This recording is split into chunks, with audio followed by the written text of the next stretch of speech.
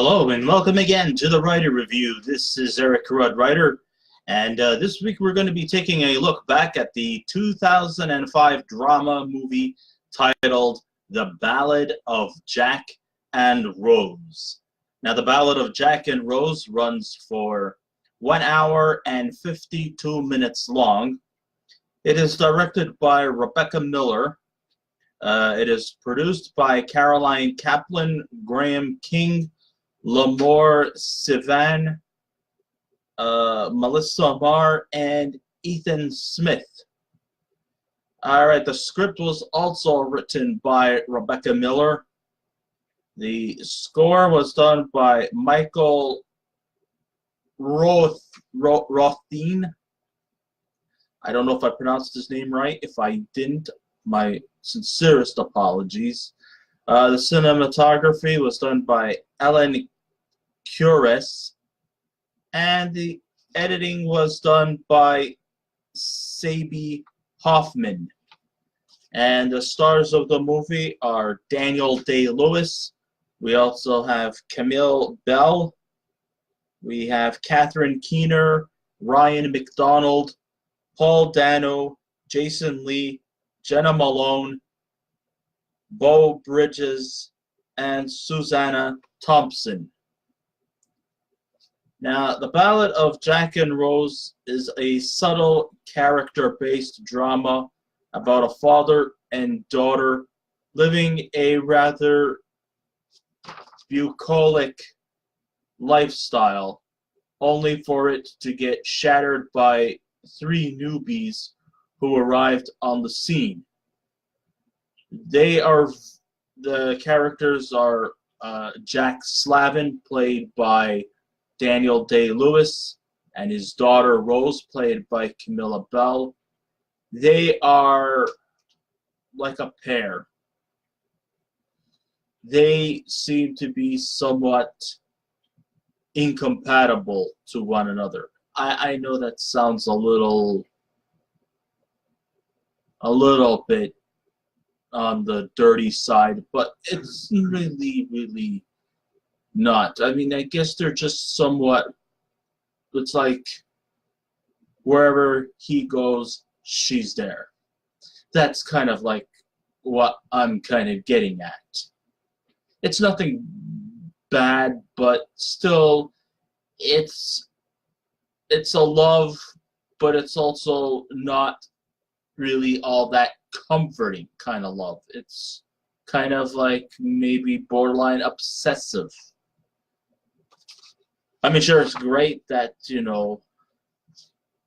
that she loves her father, but the thing of this is that she loves him so much that she doesn't want anybody else in their lives. That's kind of like the father-daughter relationship dynamic that you see in this movie. Sure, the characters are well fleshed out, but that's what the film has to offer, and basically nothing more.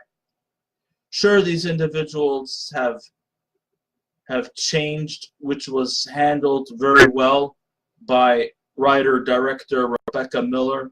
She brings life into these characters, the liberation to flourish in their status quo. The story is a bit of a modernized version of the Garden of Eden, along with snakes thrown in the bag, both figuratively and literally. At most, this film is just saturated with symbolism made famous by her playwright father, Arthur Miller. Yes, that's right. Rebecca Miller does come from a line of playwrights. Arthur Miller, he's done many plays, and so I guess he's just part of the family legacy. Good for her. But unlike her father, she still has a long way to go. Maybe it might be a step in the right direction, and maybe that might be big shoes to follow. But I think as time goes on and with a little perseverance, she'll get better, like everybody else. So the story goes a little something like this. Jack Slavin, played by Daniel Day-Lewis, and his daughter, Rose, played by Camilla Belle, have lived in solidarity in a commune on an island in the American East Coast. They live off the land resourcefully by organically growing their own food and providing their own electricity, and they don't rely on anyone outside their domain.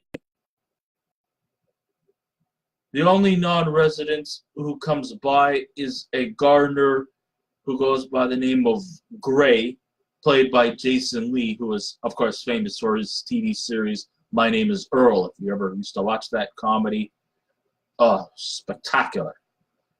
He was really good in that role. It's too bad they canceled that show. I really loved My Name is Earl. Anyhow, yes, Jason Lee is in this. He offers Rose flowers to plant, since being in her garden is where she spends most of her days. When news comes around that Jack is, well, if you notice Daniel Day-Lewis's frame, you could tell something is not right. He's taking a lot of excessive medication because, unfortunately, Daddy's little girl, okay, maybe I shouldn't be using sarcastic undertones. It's just unfortunate that her father seems to be suffering a serious heart condition. And he also fears that when he dies, Rose will likely soon follow, because she's just so fully connected with her father, is that she doesn't want to go anywhere without him. And because of this, he fears that when he dies, she'll likely commit suicide. That's what he fears the most.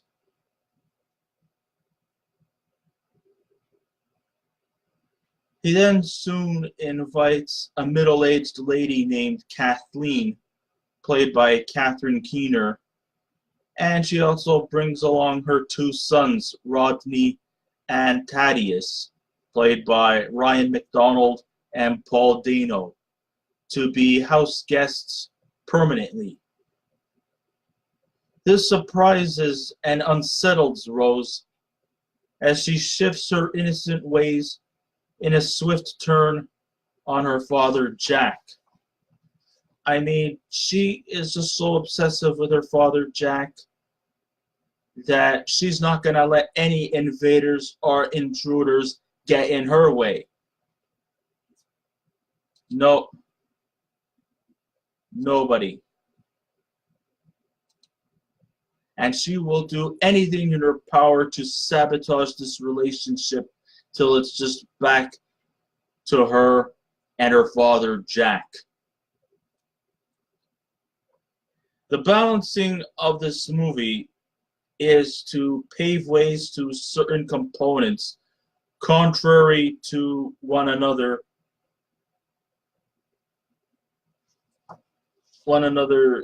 consumerism against idealism, citing which means that, stay in the past or move on, making strides or staying put. Rebecca Miller definitely succeeds in handling these issues unbiased. There are both good and bad sides to everything. Unfortunately, Jack's pro-stagnation beliefs can clearly and understandably be contrasted by Marty Rance's pro-progression, and the conflicts between them can be proven very inane at times. Marty Rance, of course, is kind of almost like a bit of a rival to Jack, being that the guy seems to be more in favor of progression, while Jack, he doesn't want progression. He wants everything to be, just the way it is, no changing. But Marty Rance thinks that, change is always for the better. So there's a little bit of that kind of conflict in this movie that's handled very intellectually. Now, as I've mentioned before in this movie about snakes and the Garden of Eden, well, it just so happens that I did actually say it, and I still stand by what I said. There are snakes in this movie. Oh, God. Yes, even I had to hold my breath due to my extreme phobia of them. Alright, the aforementioned snake comes into the fold, is the pivotal cause of the inevitable breakup between Jack and Kathleen, which leads to her and her two sons to part ways, which leads to the return of Rose's status as being back on happy terms again with her father, which is the way she wanted it. She didn't want these intruders invading in her territory. So while they were doing God knows what, in the middle of the night, she places a snake in their bed. And this, of course, eventually causes Kathleen and her two sons to leave the premises. And this was all just because Rose did not want anybody in her father's life except her. Jack and Rose were definitely okay before Kathleen and her sons came into their lives.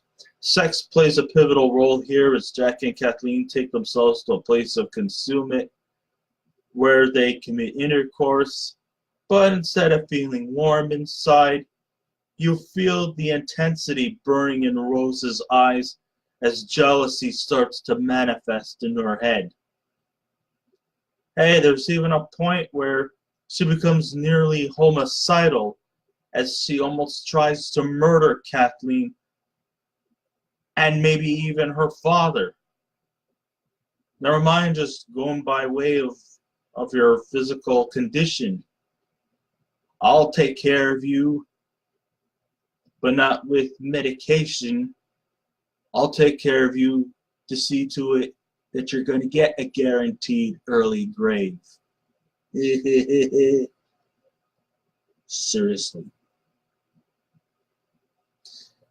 While this is happening, Rose feels that she herself could find a way to lose her virginity. Hell, I mean, yes, that's right.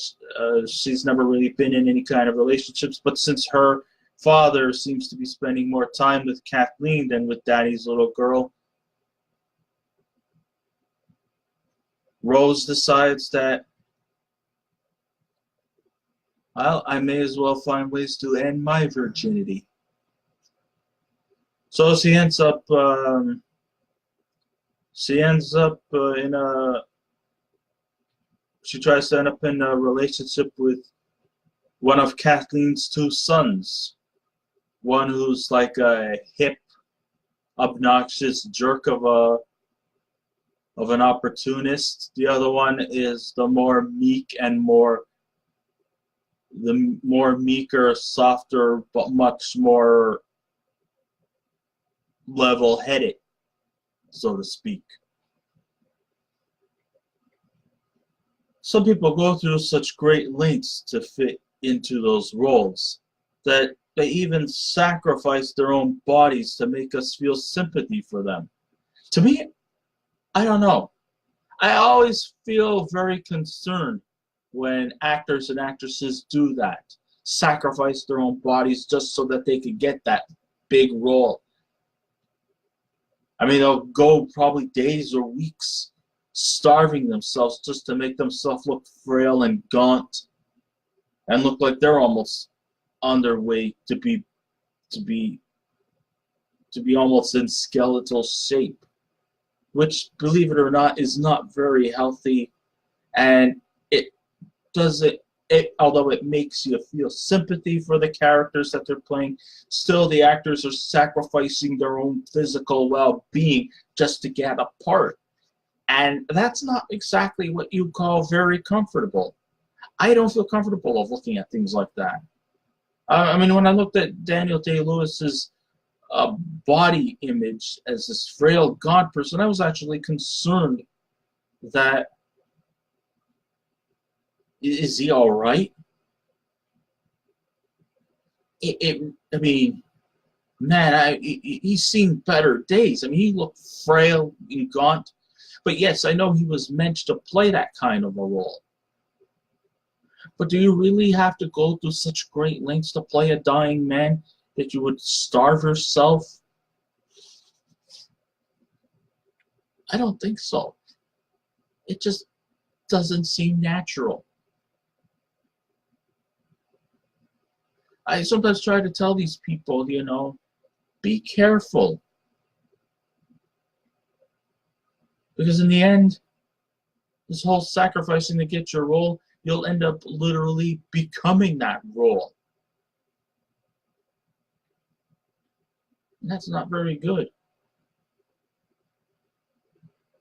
You may be acting the role, but then the role ends up becoming the reality. That's not cool. I'm sorry. So Daniel Day-Lewis did just that, and when bare-chested, he looks gaunt and semi-skeletal in appearance. And so thin, you can take a couple of sticks and play his rib cage like a xylophone. That's how scary he looked. It's not healthy. I'm sorry. Even though he's under his wife Miller's direction, yes, there is probably that bit of nepotism that came into effect. He is married to Rebecca Miller. So instead of just getting another outside actor to play the part, she just threw her husband in for her to direct. What was the matter? You couldn't get any other actor to play the role of Jack? It had to be her husband, Daniel. I'm sure there were probably other qualified actors who could have played the role of Jack. Instead, she picks her husband. But, you know, I mean, nothing personal against Daniel Day-Lewis. I mean, the guy, you know, he's an Oscar-nominated performer. You know, he's been in the business for decades. But for her to cast him in what appears to be an independent film really does bring up the nepotism, the nepotism ideology in full effect.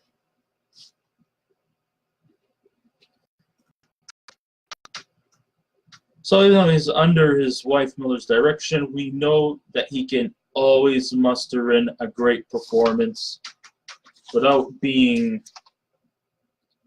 a slacker. And no, and in the history I've known from Daniel Day-Lewis, he is anything but a slacker. As you could tell, the guy is a pure bona fide character actor. I mean, just by sacrificing his own body just to play a sick man really shows how dedicated he is to his craft. Camilla, who is not a household name in Hollywood, displays some great acting, which could feel like a breakthrough performance from her. Unfortunately, that has not materialized. Catherine Keener, oh, I've seen her in a few good movies, including co-starring with John Cusack in Being John Malkovich. And, of course, she was Trisha in the 2005 movie The 40-Year-Old Virgin. She plays Trisha, or as everybody likes to refer to her as, the hot grandma. Anyhow, no. Yeah, she was in this movie too. She was great as always, showing just how versatile she is as a performer. She can play drama quite effectively, and she can also is capable of doing comedy very, very well. And I thought she did an outstanding job too. Like I said, it's just kind of like an independent type of art house type movie. Maybe it may be good. Maybe it might but it may not appeal to everyone. Yeah, and you know, I know there's a lot of contrivances in this movie, and it's quite frequent in The Ballad of Jack and Rose, but it all gets concealed due to the likable characters that we don't ever observe the contrivances. Sure, the pace is molasses, but it was done on purpose by Miller. And it definitely can make fans feel very unsettled by the slow pacing. I agree, it is losing a turtle race in its pacing, but it definitely gives the characters ample time to develop and to make the audience become more invested in them. So, to all that settled, this is not exactly a terrible movie. It's not the greatest movie you'll ever see. There are a lot of issues that could have been taken into a more greater effect. But this is a more character-driven movie than anything, and the characters were fleshed out well. And even though I thought it was kind of like, I don't know, I just never felt the comfortable vibes of hiring family members to be in movies to direct, like what Rebecca Miller did, like putting her husband in the lead. I still think that maybe she should, to be unbiased, she should have gotten another actor to play the role. So that probably led to the assumption that when it came to the role of Jack Slavin, the first person that came to her mind was her husband, which I think is like nepotism. But since the guy is trying to prove that he's not trying to be, you know, like a slacker to lay back, oh wow, my wife is directing this movie, my wife wrote the script, I'll just be a lazy procrastinator and not put in the effort. No, he did. He did. And I applaud him for this. I mean, I thought the performances were overall really good. It's a shame that Camilla Belle never got to become a household name. So that's kind of a bit iffy on that. I got, you know, it was, I'm not going to say it was that bad of a movie. Could have been better. So, when all said and done, if I was to give a scale out of 10, I would give The Ballad of Jack and Rose a 6 out of 10. It's good to watch, even if it's just a one-time only thing.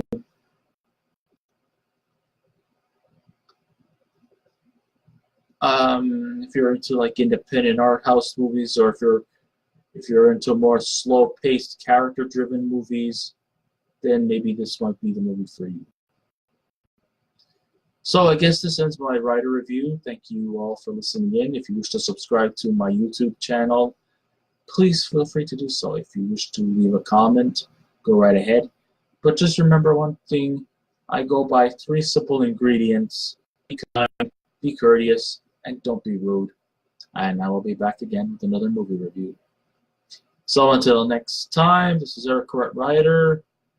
I hope so far the first 5 days of the new year is treating you well, and I hope the rest of the year treats you well.